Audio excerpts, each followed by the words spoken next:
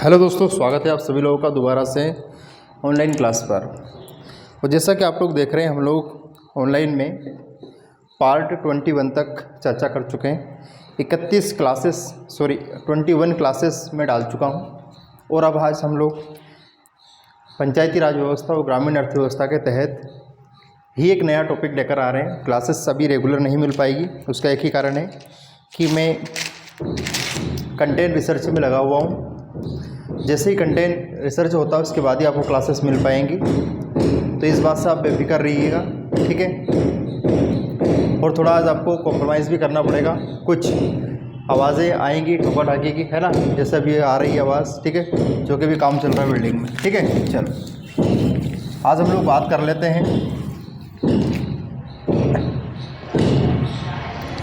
जैसे कि हमने पिछले वीडियो में कृषि के बारे में चर्चा की थी, आपको पता है कृषि के बारे में हम लोगों ने बहुत अच्छे से चर्चा की। आज हम लोग उसी विषय को आगे बढ़ाते हुए टॉपिक स्टार्ट करते हैं हम लोग, है ना। और हम आज बात करेंगे हरित क्रांति के बारे में, क्योंकि बेटा ये हरित क्रांति क्या है, ये काफ़ी फेमस टॉपिक है हरित क्रांति, और हर एग्ज़ाम में पूछा जाता है। इसलिए आज अपन बात करेंगे किसके बारे में, हरित क्रांति के बारे में, ठीक है। तो हरित क्रांति आप लोग टॉपिक का नाम लिख लीजिए सब लोग, ठीक है। आगे बात करते हैं हम लोग। टॉपिक का नाम क्या होगा, हरित क्रांति। तो सबसे पहली चीज़ तो यह है कि जब भी किसी चीज़ में क्या लग जाता है, क्रांति लगता है ना। तो क्रांति का मतलब एक्चुअल हम लोग इसका मतलब काय से लगाते हैं, विकास से लगाते हैं। विकास, क्रांति और विकास का आपस में बहुत अच्छा संबंध है इनका। किसी भी चीज़ में अगर क्रांति शब्द लगा है मतलब वहाँ विकास होने वाला है। जैसे आपने सुना होगा डिजिटल क्रांति, तो डिजिटल के क्षेत्र में क्रांति, पैसा लेन देन सब अब मोबाइल से होगा, हाथ से लेन देन नहीं होगा, है ना। पहले केस होता था, रुपया रोकड़ा हाथ में देखने को मिलता था, पर अब ऐसा प्रोग्राम बहुत कम हो गया है ना। और हरित क्रांति मतलब हरी चीज़ों में इस क्रांति को जोड़ा गया, ठीक है। तो ये आज हम लोग बात करेंगे हरित क्रांति का इतिहास, कि हरित क्रांति का इतिहास एक्चुअल में क्या है बेटा, ठीक है। चलो चर्चा करते हैं और टॉपिक को आगे बढ़ाते हैं। हम बात करते हैं अमेरिका की। पहले मैं कहाँ जाता हूँ, मैं अमेरिका जाता हूँ, है ना। और मैं अमेरिका गया, मैं कहाँ गया बेटा, अमेरिका गया। और अमेरिका में मैंने मुलाकात की किनसे, नॉर्मन बोरलॉग से। मैंने नॉर्मन बोरलॉग से क्या की, पुरस्कार भी है इनके नाम पर। तो वहाँ के एक निवासी थे नॉर्मन बोरलॉग। मैं अमेरिका गया, तो मैंने अमेरिका जाकर नॉर्मन बोरलॉग से मुलाकात करने की सोची, अभी की नहीं है। लेकिन वहाँ पे क्या हुआ, नॉर्मन बोरलॉग नहीं मिले। तो नॉर्मन बोरलॉग क्यों नहीं मिले, क्योंकि वो मैक्सिको चले गए थे। वो कहाँ चले गए, मैक्सिको चले गए थे, है ना। अमेरिका के घर में इनने क्या लगा दी, सांकुड़ लगा दी बेटा, और ये कहाँ चले गए, अमेरिका चले गए। और अमेरिका में ये लोग क्या करते थे, तो अमेरिका में ये लोग जॉब करते थे, ठीक है। तो नॉर्मन बोरलॉग, इस यहाँ से प्रश्न कैसा आएगा कि नॉर्मन बोरलॉग निवासी कहाँ के थे, तो नॉर्मन बोरलॉग निवासी थे अमेरिका के, लेकिन कर्म भूमि या फिर काम कहाँ करते थे, तो मैक्सिको में काम करते थे, ठीक है। अब हुआ क्या कि इन्होंने कुछ फसलों के ऊपर रिसर्च करा, तो इनके पास कुछ हाइब्रिड बीज थे। हाइब्रिड बीज का मतलब होता है उन्नत किस्म, उन्नत किस्म। तो इनके पास, या फिर इन्होंने रिसर्च करी हाइब्रिड बीज के, ऐसा बोल सकते हैं, जो कि थोड़ा सा उन्नत किस्म के बीज थे, अच्छे बीज थे। इससे क्या होता है, इससे उत्पादन बढ़ता है बेटा।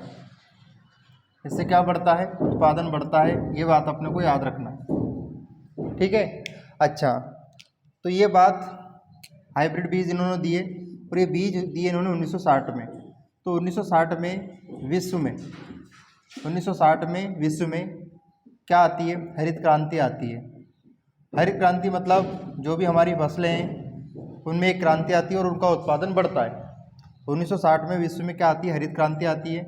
और हरित क्रांति से क्या होगा, उत्पादन में वृद्धि होगी। उत्पादन में क्या होगी बेटा, वृद्धि होगी, ये बात अपने को याद रखना। तो हरित क्रांति की शुरुआत कब से होती है, 1960 में। लेकिन बात यहाँ क्या हो रही है, विश्व की बात हो रही है ना। तो विश्व में एक जॉब कहाँ करते थे, मैक्सिको में जॉब करते थे बेटा। इसलिए यहाँ पे आपको क्या लिखना है, यहाँ पर आपको लिखना है मैक्सिको, ठीक है। इतनी बात समझ में आ गई, बोलो हाँ, ठीक है। आगे बात करते हैं। अब ये तो हो गई विश्व की बात हो गई, है ना।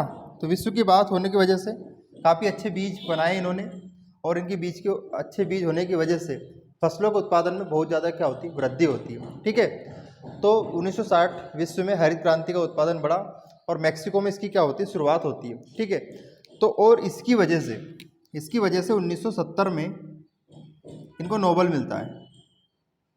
इनको क्या मिलता है, नोबेल मिलता है, और नोबेल मिलता है इनको शांति के क्षेत्र में। इनके उत्पादन होने से देशों में काफ़ी शांति का माहौल रहा, जहाँ लोग एक दूसरे को खाने के लिए मार रहे थे। इनकी वजह से लोगों में इतना ज़्यादा शांति का माहौल देखा गया कि हाँ भैया, अब हम अच्छे बीज हमारे पास हैं, हम लोग खा भी सकते, बेच भी सकते हैं। मतलब व्यक्ति धीरे धीरे क्या होने लगा, निर्भर होने लगा। ठीक है, आत्मनिर्भर हो गया था, निर्भर नहीं, आत्मनिर्भर होने लगा, है ना। स्वयं ही बीजों का उत्पादन करने लगा, और उसके बाद जब बीज वगैरह बचने लगे तो उनको मंडी में भी उसने भेजना स्टार्ट कर दिया। ठीक है, तो 1970 में नोबेल पुरस्कार मिला शांति के क्षेत्र में। किनको मिला, तो लिखना नॉर्मन बोरलॉग, ये बात आपको याद होना चाहिए। तो नॉर्मन बोरलॉग क्या हो गए, वैज्ञानिक तो है, लेकिन वैज्ञानिक कैसे हैं बेटा, कृषि वैज्ञानिक है, ये बात अपने को याद होना चाहिए। कैसे वैज्ञानिक है, कृषि वैज्ञानिक है, ये बात अपने को बहुत अच्छे से याद है। कृषि वैज्ञानिक के साथ साथ हुआ क्या, इनको वही बात नोबेल दिया। कब दिया, 1970 में इनको नोबेल दिया। 1960 में हरित क्रांति लेकर आए मैक्सिको में, ये भी याद होना चाहिए।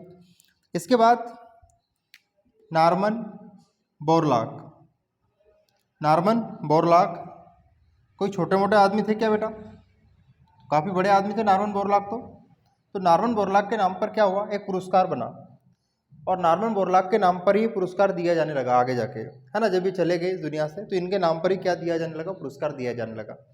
वो कृषि का सबसे बड़ा क्षेत्र या कृषि का सबसे बड़ा पुरस्कार कौन सा है, नॉर्मन बोरलॉग पुरस्कार है। किस क्षेत्र में, ये कृषि के क्षेत्र में, याद रखना आपको। ठीक है, तो कृषि के क्षेत्र में सबसे बड़ा पुरस्कार कौन सा है, नॉर्मन बोरलॉग पुरस्कार है। ठीक है, अब इसको याद कैसे करेंगे, तो देखो हम खेतों में बोर लगवाते हैं, बोर जानते हैं ना, होल लगवाते हैं। ठीक है, तो बोर लगवाते हैं हम खेतों में, तो बोर काय के लिए लगवाते हैं, कृषि के लिए लगवाते हैं ना।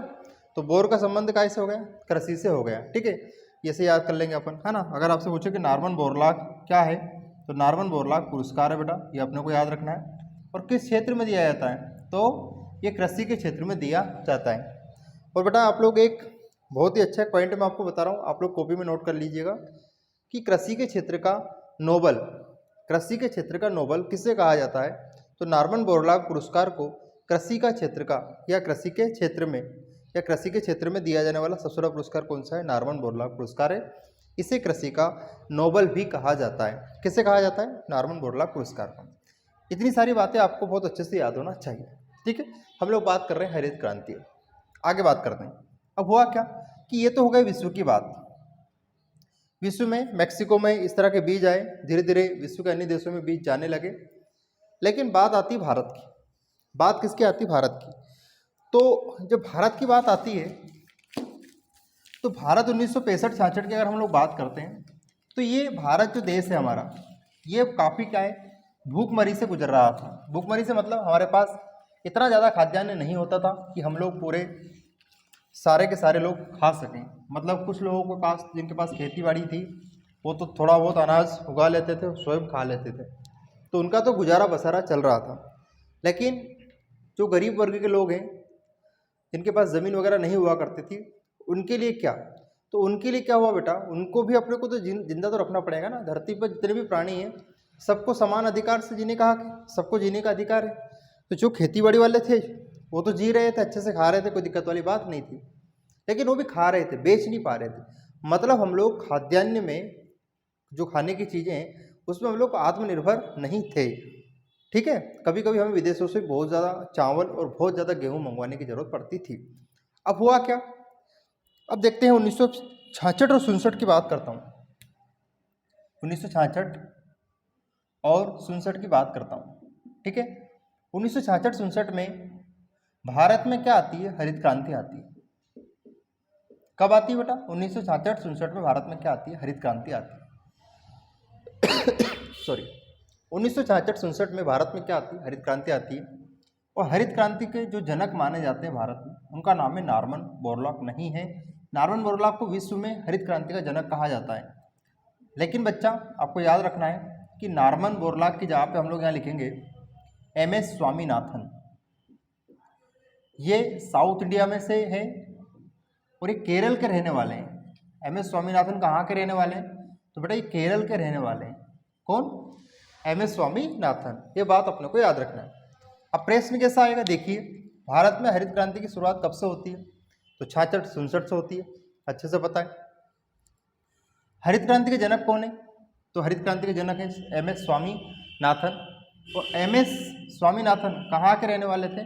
तो MS स्वामीनाथन केरल के रहने वाले थे। ठीक है, अच्छा इनने क्या किया? तो इन्होंने वही हाइब्रिड के जो बीज थे उनसे उत्पादन बढ़ाया। ठीक है, और आगे बात करते हैं अब हुआ क्या कि भैया इनने हरित क्रांति ले तो आए, तो इनने हरित क्रांति के लिए क्या किया? अच्छा, हरित क्रांति के लिए क्या किया उससे पहले आप लोग ये तो जान लो कि हरित क्रांति का संबंध होता किससे? तो बेटा इसका संबंध होता है एग्रीकल्चर से, जिसे आप क्या कहते हैं? कृषि कहते हैं। और अंग्रेजी में से अपन क्या कहते हैं? तो अंग्रेजी में से कहते हैं अपन एग्रीकल्चर। एग्रीकल्चर समझ में आया बेटा? तो आपको जितनी भी चीज़ें मैं बता रहा हूँ ये सारी की सारी चीज़ें किताबों में एक साथ नहीं मिलेंगी। वैसे ये सब किताबों से लिया गया कंटेंट है, ऐसा नहीं है कि कहीं मैं डायरेक्ट इंद्र से लेकर आया हूँ। ये कंटेंट है सब किताब का, लेकिन ये सारे कंटेंट को इकट्ठा करने में मुझे 2 से 3 दिन लग जाते हैं बेटा। ठीक है, इसलिए आपकी क्लासेस कंटिन्यू नहीं आ पा रही। समझ में आया? तो हरित क्रांति का संबंध किससे? कृषि से है, और ये है एग्रीकल्चर। कभी कोई डायरेक्ट संबंध ही पूछ लेते हैं। इसके जनक भारत में MS स्वामीनाथन है। पूछे कि हरित क्रांति के स्वामी कौन है? तो स्वामी को अपन क्या कहते हैं? अपन तो नहीं कहते, पुरुष वर्ग नहीं कहते, महिला वर्ग कहती है। स्वामी को क्या कहती है? नाथ कहती है ना, ये स्वामीनाथन।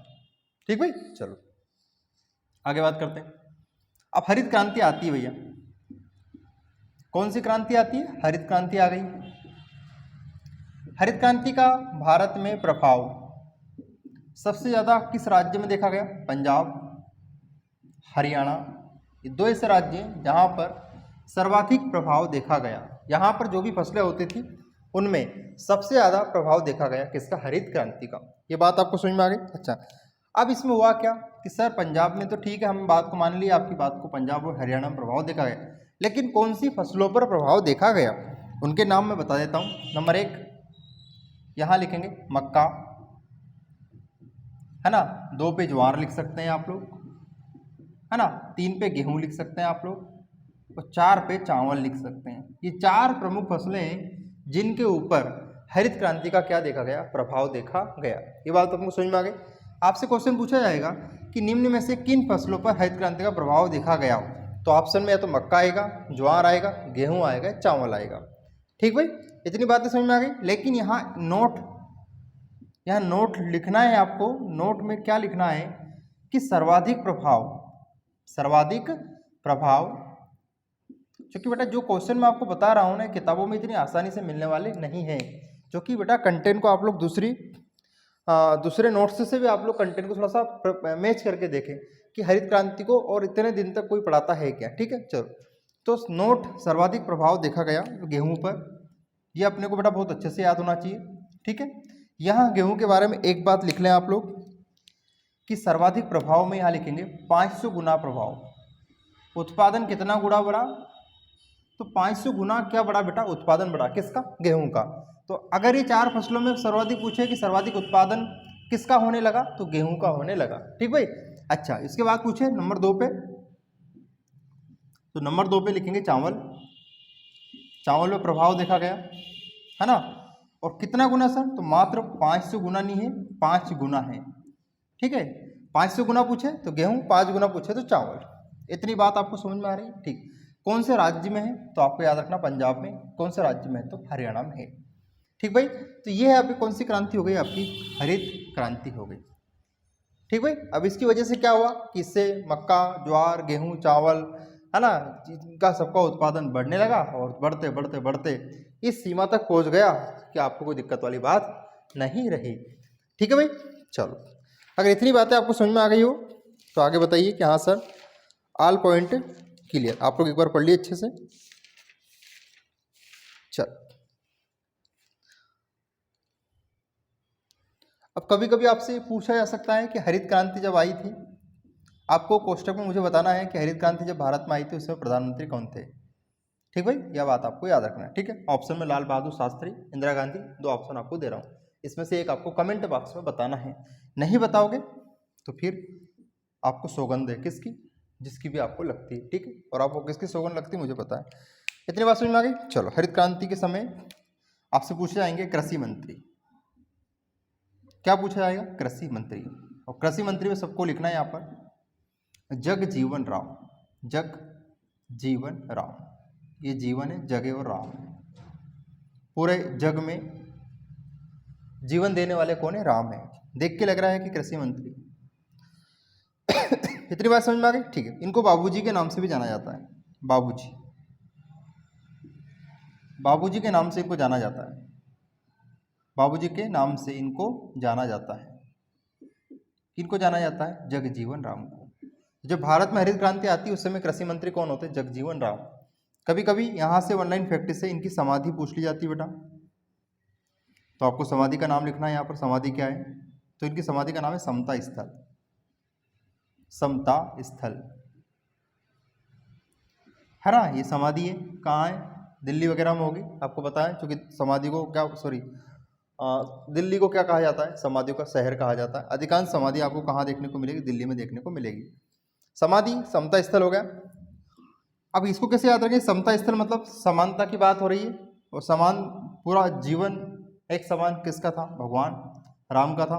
भगवान राम के जीवन में कई प्रकार के उतार चढ़ाव आते हैं।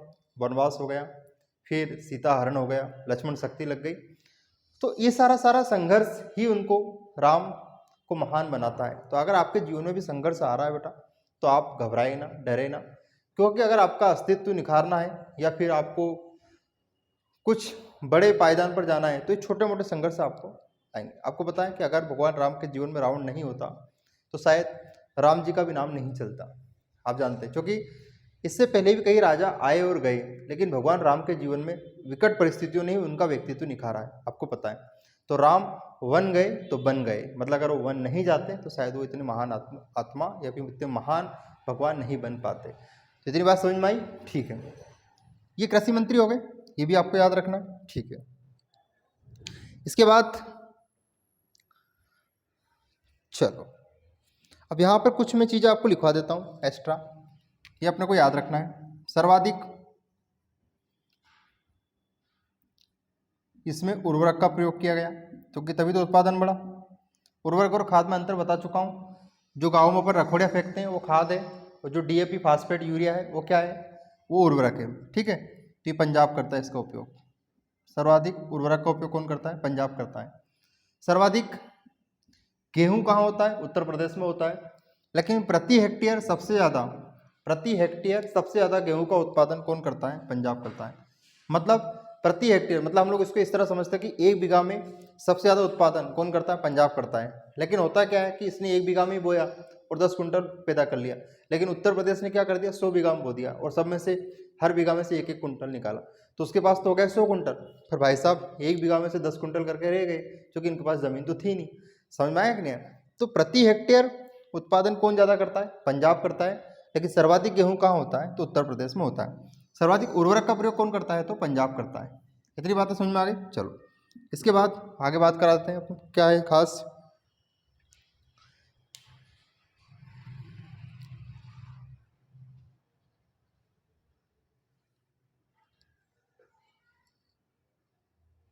इसके बाद यहाँ पर एक पॉइंट और आपको याद रखना है कि जो MS स्वामीनाथन है बेटा, इन्होंने जो रिसर्च की थी बीजों के ऊपर, इनने भी क्या करी? रिसर्च करी थी।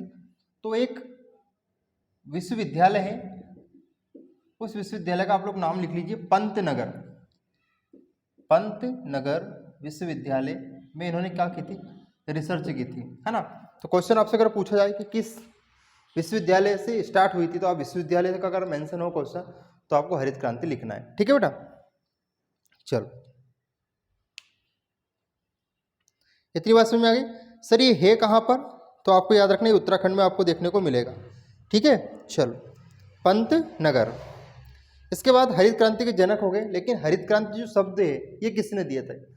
विश्व में आपने हरित क्रांति का नाम देख लिया, भारत में हरित क्रांति देख लिया, तो ये तो हो गए जनक। लेकिन हरित क्रांति शब्द दिया किसने? तो हरित क्रांति शब्द किसने दिया है? तो यहाँ लिख लिया आप लोग, हरित क्रांति। यहाँ जनक मेंशन नहीं कहें, यहाँ मेंशन क्या है, वर्ड है। मतलब ये शब्द किसने दिया था, हरित क्रांति, ग्रीन रिवॉल्यूशन जो वर्ड दिया था किसने दिया था, तो ये लिखिए आप, doctor William God, doctor William God, doctor William God, ये याद रखना आपने को, डॉक्टर विलियम गॉड ने क्या दिया था, हरित क्रांति शब्द दिया था। ठीक है, क्योंकि हरित क्रांति है और क्रांति में हमारा साथ कौन देंगे, गॉड देंगे, है ना। और गॉड की वजह से क्या आई थी, क्रांति आई थी और हरित क्रांति आई थी। तो हरि और हरि भगवान गॉड, याद रखें। ठीक है, तो उम्मीद करता हूँ कि वीडियो आपको बहुत अच्छे से समझ में आया होगा। इसमें हर छोटी से छोटी बात को समझाने का भरपूर प्रयास किया गया है बेटा। अगर आप इस वीडियो को लाइक करते हैं, शेयर करते हैं, सब्सक्राइब करते हैं तो हम आपके बहुत आभारी रहेंगे। और मैं आपको 21 क्लासेस एप्लीकेशन पे दे चुका हूँ, ये पार्ट 22 है। और इसके बाद हम लोग मध्य प्रदेश की कृषि स्टार्ट करेंगे और मध्य प्रदेश की कृषि के साथ साथ उसी में हम लोग भारत की कृषि भी पढ़ लेंगे, उसी में हम लोग विश्व की कृषि भी पढ़ लेंगे। तो दोस्तों, वीडियो में जो भी चीज़ें पढ़ाई जा रही हैं वो बहुत ही मेहनत के साथ लिया हुआ कंटेंट है। अगर आप लोग इसको तल्लीनता से देखते हैं तो कहीं ना कहीं आपकी सक्सेस में चार चांद जरूर लगाएगा। तो दोस्तों, मिलते हैं अगले वीडियो में।